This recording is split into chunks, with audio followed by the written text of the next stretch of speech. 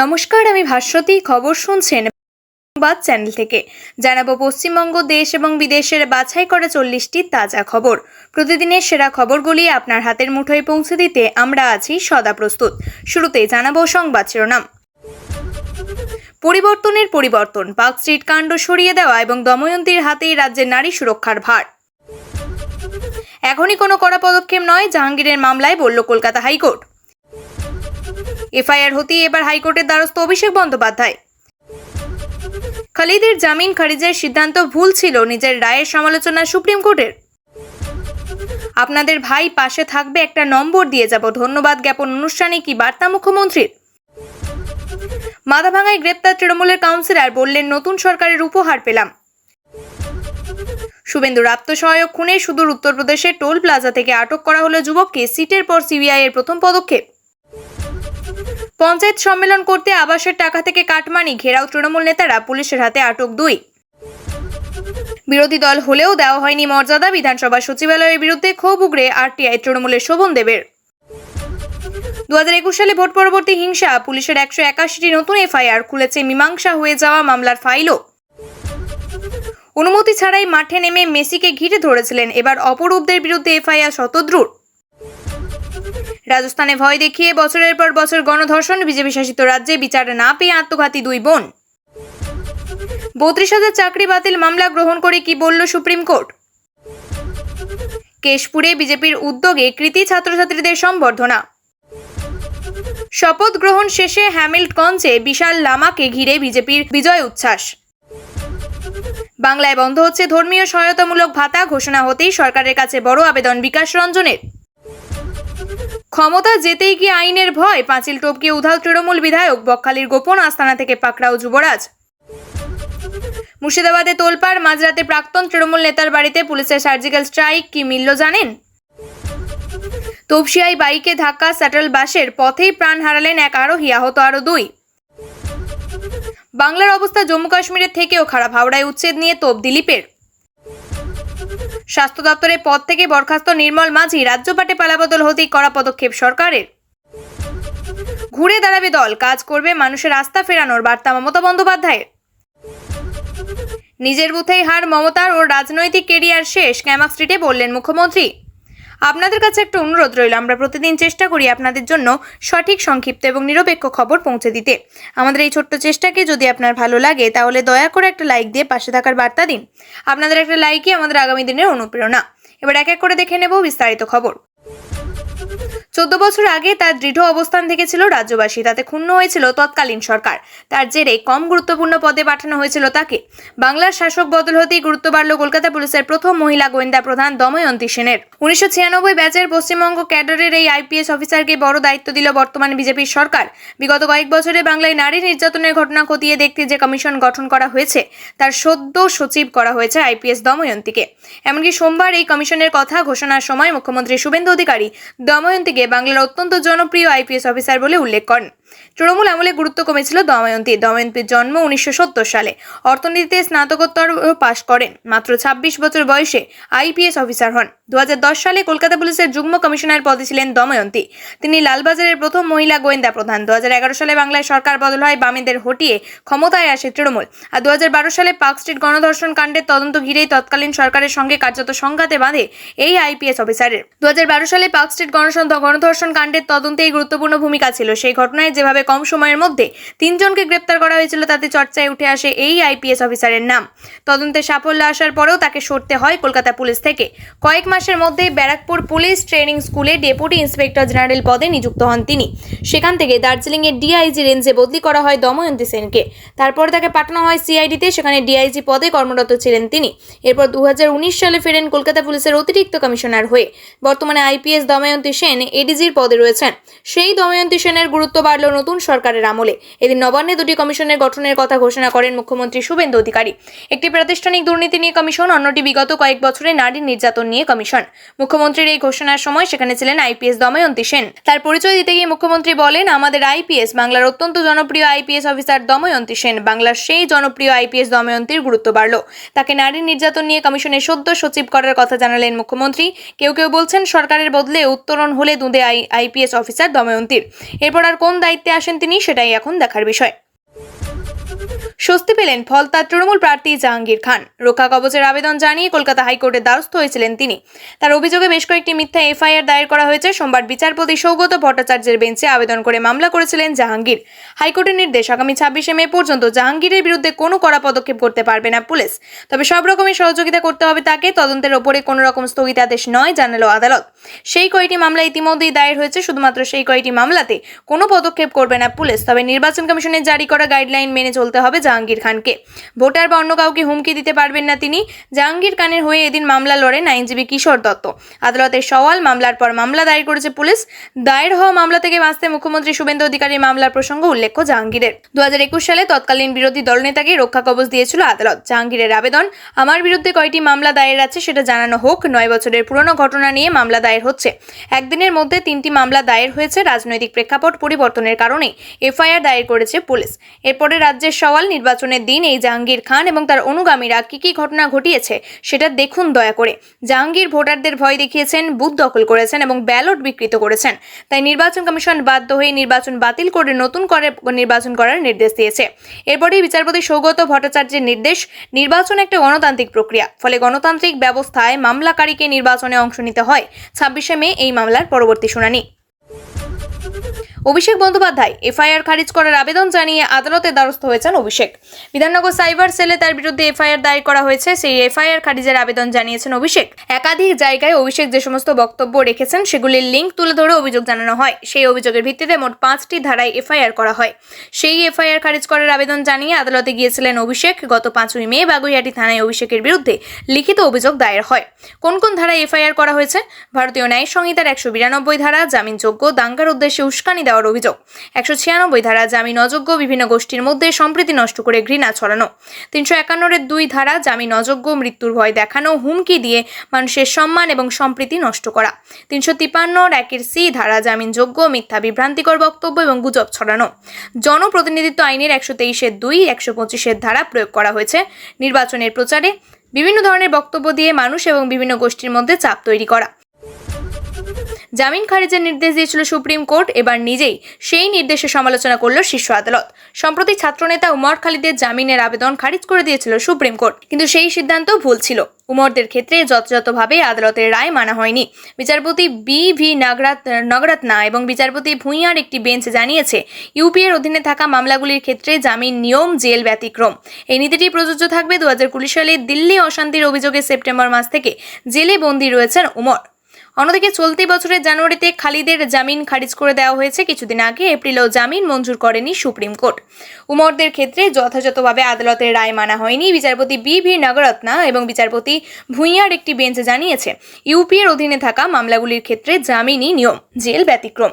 এই নীতিটি প্রযোজ্য থাকবে। 2020 সালে দিল্লিতে অশান্তির অভিযোগে সেপ্টেম্বর মাস থেকে জেলে বন্দী রয়েছেন উমর। চলতি বছরের জানুয়ারিতে খালিদের জামিন খারিজ করে দেওয়া হয়েছে। কিছুদিন আগে এপ্রিলেও জামিন মঞ্জুর করেনি সুপ্রিম কোর্ট। সুপ্রিম কোর্ট 2021 সালে ইউনিয়ন অফ ইন্ডিয়া বনাম কে.এ. নাজিব মামলায় একটি যুগান্তকারী রায় জানিয়েছিল, দ্রুত বিচার পাওয়ার মৌলিক অধিকার লঙ্ঘিত হলে তা ইউপিএ মামলায় সাংবিধানিক আদালতের জামিন মঞ্জুর করতে পারে। খালিদের জামিনের আবেদন প্রত্যাখ্যান করার সময় যথাযথভাবে সেই নিয়ম প্রয়োগ করা হয়নি। বিচারপতি ভূঁইয়া বলেন, কম সদস্যের বেঞ্চে দেওয়া রায় বেশি সদস্যের বেঞ্চে ঘোষিত আইন দ্বারা নিয়ন্ত্রিত থাকে। এই ধরনের বাধ্যতামূলক নজির অবশ্যই অনুসরণ করতে হবে, অথবা সন্দেহ হলে বিষয়টি বৃহত্তর বেঞ্চে পাঠাতে হবে। একটি ছোট বেঞ্চ বৃহত্তর বেঞ্চের সিদ্ধান্তকে দুর্বল করতে বা এড়িয়ে যেতে বা অগ্রাহ্য করতে পারে না। তিনি মূলত জানুয়ারিতে খালিদের জামিন নাম মঞ্জুর করায় 2 বিচারপতির বেঞ্চের কথা উল্লেখ করেছিলেন। উল্লেখ্য, জওহরলাল নেহরু বিশ্ববিদ্যালয়ের একজন প্রাক্তন ছাত্রনেতা কর্মী খালিদ। তাকে 2020 সালের ফেব্রুয়ারি মাসে দিল্লিতে বৃহত্তর ষড়যন্ত্রের সঙ্গে জড়িত থাকার অভিযোগে তাকে 2020 সালের সেপ্টেম্বরে গ্রেপ্তার করা হয়েছিল। দিল্লি পুলিশ তার বিরুদ্ধে সিএএ বিরোধী বিক্ষোভ চলাকালীন উস্কানিমূলক বক্তৃতা দেওয়ার অভিযোগ আনে এবং দাবি করেছিলেন যে তিনি একটি পূর্ব পরিকল্পিত ষড়যন্ত্রের অংশ ছিলেন। ক্যামাক স্ট্রিটে ধন্যবাদ জ্ঞাপন অনুষ্ঠানে গিয়েছিলেন মুখ্যমন্ত্রী শুভেন্দু অধিকারী। সেখানে গিয়ে বাসিন্দাদের আশ্বাস দিয়েছেন, তিনি বলেছেন, আপনাদের ভাই পাশে থাকবে, ফোন নম্বর দিয়ে যাব, বুথ অনুযায়ী গণনা হবে, তারপর তো আমাদের উপর অত্যাচার হবে, কি হবে আমাদের? আমি বলেছিলাম তৃণমূল কংগ্রেসকে এবার পশ্চিমবঙ্গের মানুষ উপড়ে ফেলবে, কি ভাইয়ের কথা মিলেছে তো? 4 তারিখ থেকে এখনো পর্যন্ত কোনো সমস্যা নেই তো? আমি মুখ্যমন্ত্রী, পুরো প্রদেশের দায়িত্ব আমার কাঁধে। কিন্তু ভবানীপুরে বিগত 15 বছরে আপনারা বুঝতে পারেননি বিধায়ক কেমন হয়, তার কাজ কি। এবার পারবেন, কারণ আপনাদের ভাই বিধায়ক হয়েছে। আপনাদের পাশে থাকবে এই বিধায়ক। একটা ওয়ার্ডে আমি অফিস করব না, ওয়ার্ড নাম্বার 77 করব না, পরে ভেবে দেখব। ওনারা আমারই জনতা, কিন্তু বাকি 7টা ওয়ার্ডে 7টা এমএলএ অফিস আগামী 1 মাসের মধ্যে চালু করে দেব। এখনো পর্যন্ত প্রদেশের দায়িত্ব আমার কাঁধে, কিন্তু ভবানীপুরে বিগত 15 বছরে আপনারা বুঝতে পারেননি বিধায়ক কেমন হয়, তার কাজ আসলে কি। এবার পারবেন, কারণ আপনাদের ভাই বিধায়ক হয়েছে। আপনাদের পাশে থাকবে এই বিধায়ক। একটা ওয়ার্ডে আমি অফিস করব না, ওয়ার্ড নাম্বার 77 করব না, পরে ভেবে দেখব। ওনারা আমারই জনতা, কিন্তু বাকি 7টা ওয়ার্ডে 7টা এমএলএ অফিস আগামী 1 মাসের মধ্যে চালু করে দেব।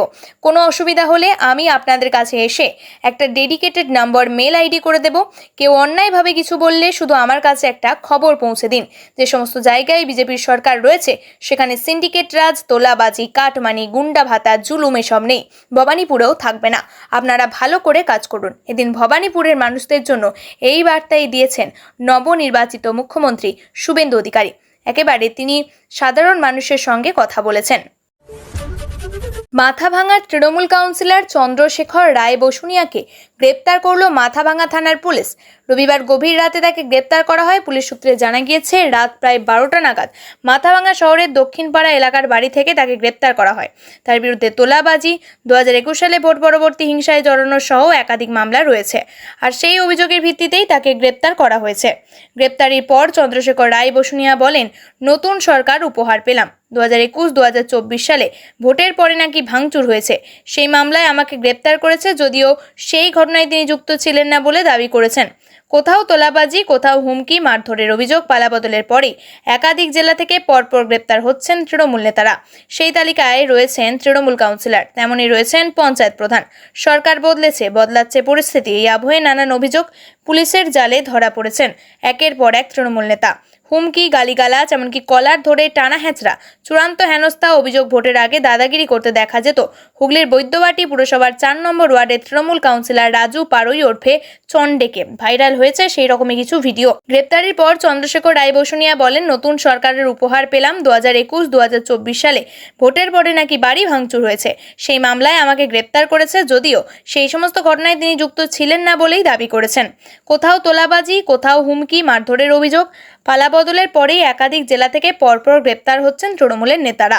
সেই তালিকায় যেমন রয়েছেন তৃণমূলের কাউন্সিলর, তেমনই রয়েছেন তৃণমূলের পঞ্চায়েত প্রধান। সরকার বদলাচ্ছে পরিস্থিতি। এই আবহে নানান অভিযোগ পুলিশের জালে ধরা পড়েছেন একের পর এক তৃণমূল নেতা। হুমকি, গালিগালাজ, এমনকি কলার ধরে টানা হেঁচড়া, চূড়ান্ত হেনস্থা অভিযোগ। ভোটের আগে দাদাগিরি করতে দেখা যেত হুগলির বৈদ্যবাটি পুরসভার 4 নম্বর ওয়ার্ডের তৃণমূল কাউন্সিলর রাজু পারুই ওরফে চন্ডেকে। ভাইরাল হয়েছে সেরকমই কিছু ভিডিও। রাজ্যে পালাবদল হতে সেই তৃণমূল নেতাকে গ্রেপ্তার করেছে পুলিশ। দ্বিতীয় দফা ভোটের আগে 26 এপ্রিল অন্নপূর্ণা ভান্ডারের ফর্ম বিলের অভিযোগকে কেন্দ্র করে স্থানীয় কিছু বিজেপির কর্মীদের সঙ্গে তর্কাতর্কি শুরু হয় তার। এরপরই দেখা যায় বিজেপির কর্মীদের গালিগালাজের পাশাপাশি কলার ধরে টানা হেঁচড়া, এমনকি একাধিকবার মারছেন তিনি। তাৎপর্যপূর্ণভাবে বিষয় নিজের ফেসবুকে এই ভিডিও পোস্ট করেন তৃণমূল কাউন্সিলর। পরে তা ভাইরাল হয়। এরপরে বিজেপি অভিযোগ জানালে তাকে শ্রীরামপুর থানায় ডাকা হয়। দ্বিতীয় দফা ভোটের আগে 26 এপ্রিল অন্নপূর্ণা ভান্ডারের ফর্ম বিলের অভিযোগকে কেন্দ্র করে স্থানীয় কিছু বিজেপি কর্মীর সঙ্গে তর্কাতর্কি শুরু হয় তার। এরপরেই দেখা যায় বিজেপির কর্মীদের গালিগালাজের পাশাপাশি কলার ধরে টানা হেঁচড়া, এমনকি একাধিকবার ধাক্কা মারছেন তিনি। তাৎপর্যপূর্ণ বিষয়, নিজেই ফেসবুকে এই ভিডিও পোস্ট করেন তৃণমূলের কাউন্সিলর। একাধিকবার ধাক্কা মারছেন তিনি, অন্যদিকে তা পরে ভাইরাল হয়। এরপর বিজেপি অভিযোগ জানালে তাকে শ্রীরামপুর থানায় ডাকা হয়, তবে তখন তাকে গ্রেপ্তার করেনি পুলিশ। পালাবদলের পর শনিবার বিজেপির তরফ থেকে লিখিত অভিযোগ দায়ের করা হলে তৃণমূল কাউন্সিলরকে গ্রেপ্তার করে শ্রীরামপুর থানা। অন্যদিকে তোলাবাজির অভিযোগে গ্রেপ্তার হয়েছেন কৃষ্ণনগর 1 নম্বর পঞ্চায়েত সমিতির কৃষি কর্মাধ্যক্ষ তৃণমূল নেতা সরজিৎ বিশ্বাস। শনিবার গভীর রাতে তাকে গ্রেপ্তার করে কোতোয়ালি থানার পুলিশ। তোলাবাজি, হুমকি, মারধর সহ একাধিক অভিযোগে গ্রেপ্তার করা হয়েছে হুগলির তৃণমূল নেতা এবং পঞ্চায়েত প্রধান রাজদীপ দেকে। তিনি তৃণমূল পরিচালিত কামারপুকুর পঞ্চায়েতের প্রধান। স্থানীয় সূত্রে দাবি, তারকেশ্বরে পরাজিত তৃণমূল প্রার্থী রমেন্দু সিংহ রায়ের অত্যন্ত ঘনিষ্ঠ তিনি। বিধানসভা ভোটের ফল বেরোনোর ঠিক দুদিন পর গত 6 মে রাতে উত্তর চব্বিশ পরগনার মধ্যম গ্রামের রাস্তায় এলোপাতাড়ি গুলি চালিয়ে খুন করা হয় শুভেন্দু অধিকারীর আপ্ত সহায়ক চন্দ্রনাথ রথকে। শুভেন্দু অধিকারীর আপ্ত সহায়ক চন্দ্রনাথ রথের খুনে জড়িত সন্দেহে এক যুবককে আটক করেছে সিবিআই। সোমবার উত্তরপ্রদেশের একটি টোল প্লাজা থেকে অভিযুক্তকে ধরেন কেন্দ্রীয় তদন্তকারী সংস্থার গোয়েন্দারা। জানা গিয়েছে, দিল্লি হয়ে অন্যত্র পালানোর পরিকল্পনা নিয়েছিলেন তিনি। সিবিআই সূত্রে খবর, অভিযুক্তের নাম রাজকুমার সিংহ, উত্তরপ্রদেশের বালিয়াড়ার বাসিন্দা তিনি। উত্তরপ্রদেশ পুলিশ এবং সিবিআই এর যৌথ অভিযান হয়েছিল রবিবার। দিল্লির স্বরূপনগরের একটি বাড়িতে হানা দিয়েছিল তারা, কিন্তু রাজকুমারের নাগাল পাওয়া যায়নি। সোমবার হরিদ্বার থেকে দিল্লি হাইওয়ের একটি টোল প্লাজায় ছপারের অভিযুক্তকে ধরা হয়। জায়গাটি মুজাফফরপুর থেকে প্রায় 30 কিলোমিটার দূরে। দিল্লি হরিদ্বারে ওই ব্যক্তি পালাচ্ছিলেন বলে মনে করা হচ্ছে। বিধানসভা ভোটের ফল বেরোনোর ঠিক দুদিন আগে গত 6 মে উত্তর চব্বিশ পরগনার মধ্যম গ্রামের রাস্তায় এলোপাতাড়ি গুলি চালিয়ে খুন করা হয় শুভেন্দু অধিকারীর আপ্ত সহায়ক চন্দ্রনাথ রথকে। শুভেন্দু অধিকারীর আপ্ত সহায়ক চন্দ্রনাথ রথের খুনে জড়িত সন্দেহে এক যুবককে আটক করেছে সিবিআই। সোমবার উত্তরপ্রদেশের একটি টোল প্লাজা থেকে অভিযুক্তকে ধরেন কেন্দ্রীয় তদন্তকারী সংস্থার গোয়েন্দারা। জানা গিয়েছে, দিল্লি হয়ে অন্যত্র পালানোর পরিকল্পনা নিয়েছিলেন তিনি। সিবিআই সূত্রে খবর, অভিযুক্তের নাম রাজকুমার সিংহ, উত্তরপ্রদেশের বালিয়াড়ার বাসিন্দা তিনি। উত্তরপ্রদেশ পুলিশ এবং সিবিআই এর যৌথ অভিযান চলেছিল রবিবার। দিল্লির স্বরূপনগরের একটি বাড়িতে হানা দিয়েছিল তারা, কিন্তু রাজকুমারের নাগাল পাওয়া যায়নি। সোমবার হরিদ্বার থেকে দিল্লি হাইওয়ের একটি টোল প্লাজার কাছে ছপারে অভিযুক্তকে ধরা হয়। জায়গাটি মুজাফফরপুর থেকে প্রায় 30 কিলোমিটার দূরে। দিল্লি হরিদ্বার হয়ে ওই ব্যক্তি পালাচ্ছিলেন বলেই মনে করা হচ্ছে। চন্দ্রনাথের খুনের মামলায় রাজ্য পুলিশের বিশেষ তদন্তকারী দল মোট 3 জনকে গ্রেপ্তার করে। তাদের মধ্যে মায়াঙ্ক এবং রাজ সিংহকে জেরা করে রাজকুমারের নাম পাওয়া যায় বলে সিবিআই সূত্রে খবর। বিধানসভা ভোটের ফল বেরোনোর ঠিক দুদিন আগে গত 6 মে উত্তর চব্বিশ পরগনার মধ্যম গ্রামের রাস্তায় এলোপাতাড়ি গুলি চালিয়ে খুন করা হয় শুভেন্দু অধিকারীর আপ্ত সহায়ককে। রবিবার চন্দ্রনাথের শ্রাদ্ধ অনুষ্ঠানে তার বাড়িতে গিয়েছিলেন মুখ্যমন্ত্রী শুভেন্দু। অন্যদিকে উত্তর চব্বিশ পরগনার মধ্যম গ্রামের রাস্তায় এলোপাতাড়ি গুলি চালিয়ে তাকে খুন করা হয়। গাড়িতে চালকের পাশের আসনে বসেছিলেন চন্দ্রনাথ। চালকও জখম হন গুলিতে। বাইকে করে এসে তাদের গুলি করে পালান আততায়ীরা। কিছুক্ষণের মধ্যে চন্দ্রনাথকে উদ্ধার করে হাসপাতালে নিয়ে যাওয়া হয়েছিল, কিন্তু চিকিৎসকেরা শুভেন্দুর আত্মসহায়ককে মৃত ঘোষণা করেন। ঘটনাক্রমে রাজ্যের মুখ্যমন্ত্রী হিসাবে শপথ নিয়েছিলেন শুভেন্দু। অন্যদিকে চন্দ্রনাথের খুনের তদন্তে রাজ্য পুলিশ সিট গঠন করে সুদূর উত্তরপ্রদেশ থেকে 2 জন এবং বক্সার থেকে এক শার্প শুটারকে গ্রেপ্তার করে। রবিবার চন্দ্রনাথের শ্রাদ্ধানুষ্ঠানে তার বাড়িতে গিয়েছিলেন মুখ্যমন্ত্রী শুভেন্দু। পুত্রহানা হাসিরানী রথকে তিনি কথা দেন, খুনের বিচার হবে। হাসিরানী জানান, মুখ্যমন্ত্রীর উপর তার ভরসা আছে। সিবিআই তদন্ত করছে, আশা করছেন ছেলের খুনের বিচার পাবেনি। চবিহার 1 নম্বর ব্লকের ঘুঘুরমারি গ্রাম পঞ্চায়েতের গাংলালের কুঠি এলাকায় আবাস যোজনার উপভোক্তাদের কাছ থেকে 2 থেকে 5,000 টাকা পর্যন্ত নেওয়া হয়েছে বলে অভিযোগ। কিছু দাও তবেই কিছু পাবে। সরকারি প্রকল্পে বাড়ি পাওয়ার জন্য স্থানীয় নেতাদের কাছে এই কথাই শুনতে হচ্ছে গরিব গ্রামবাসীদের। অভিযোগ, আবাস যোজনায় বাড়ি পাওয়ার জন্য উপভোক্তা প্রতি যেমন খুশি টাকা তুলেছে কোচবিহার 1 নম্বর ব্লকের তৃণমূলের বুথ সভাপতি এবং পঞ্চায়েতের সদস্যা। সোমবার ওই 2 জনকে আটক করেছে পুলিশ, যদিও তাতে ক্ষোভ প্রশমন হয়নি। টাকা ফেরত চেয়ে পোস্টার হাতে বারবার হয়েছেন গ্রামবাসীরা। কোচবিহার 1 নম্বর ব্লকের ঘুঘুরমারি গ্রাম পঞ্চায়েতের গাংলালের কুঠি এলাকায় আবাস যোজনার উপভোক্তাদের থেকে 2,000 টাকা থেকে 5,000 টাকা পর্যন্ত নেওয়া হয়েছে বলে অভিযোগ। স্থানীয়দের অভিযোগ, বুথ সভাপতি এবং পঞ্চায়েত সদস্যা সম্মেলন করার নামে আবাস যোজনায় ঘর পেয়েছেন এমন উপভোক্তাদের কাছ থেকে টাকা তুলেছেন। খবর পেয়ে ঘটনাস্থলে পৌঁছায় পুলিশ বাহিনী, তারা কেন্দ্র বাহিনীকেও যেতে হয়। অন্যদিকে বাড়ি দেওয়ার জন্য যে কাটমানি তোলা হয়েছে সেই কথা স্বীকার করে নিয়েছেন বুথ সভাপতি প্রতাপ চন্দ্র। তবে তিনি দায় চাপান নেতৃত্বের ঘাড়ে। ওই তৃণমূল নেতা বলেন, নির্বাচনে 3 মাস আগে আমাকে বুথ সভাপতি করা হয়েছে। দলের তরফ থেকে নির্দেশ দেওয়া হয়েছিল এলাকায় পঞ্চায়েত সম্মেলন করতে হবে, তার খরচ জোগাড় করা। আবাস যোজনায় বাড়ি পেয়েছিলেন, তাদের কাছ থেকে টাকা তোলারও নির্দেশ দেওয়া হয়েছিল। সেই মোতাবেক কারোর কাছ থেকে 1,000, কারোর কাছ থেকে 5,000 টাকা তোলা হয়েছে। যদিও কাটমানির অভিযোগ অস্বীকার করেছেন পঞ্চায়েতের সদস্য সেলিনা। তিনি বলেন, আমার হাতে কেউ কোনো টাকা দেয়নি, গ্রামের মানুষ বিক্ষোভ দেখাতেই পারেন। পাল্টা গ্রামবাসীদের তরফে বিষ্ণুপদ ভৌমিকের অভিযোগ, 158 নম্বর বুথ সভাপতি এবং পঞ্চায়েতের সদস্যা আবাসের টাকা অ্যাকাউন্টে ঢোকার পর থেকে কারোর কাছ থেকে 2,000, কারোর কাছ থেকে 5,000 টাকা জবরদস্তি করে আদায় করছেন। তিনি বলেন, আমরা চাই সেই টাকা ফেরত দেওয়া হোক। সেই দাবিতে আমরা আজ ওদের বাড়ি ঘেরাও করে বিক্ষোভ দেখাচ্ছি। এই ছিল আজকে সবথেকে গুরুত্বপূর্ণ খবর। ভালো লাগলে ভিডিওটি শেয়ার করুন এবং চ্যানেলটি সাবস্ক্রাইব করতে ভুলবেন না। আমি ভাস্বতী আবারও ফিরে আসবো আগামী পর্বের নতুন আপডেট নিয়ে। ধন্যবাদ, সুস্থ থাকুন, সাবধানে থাকুন।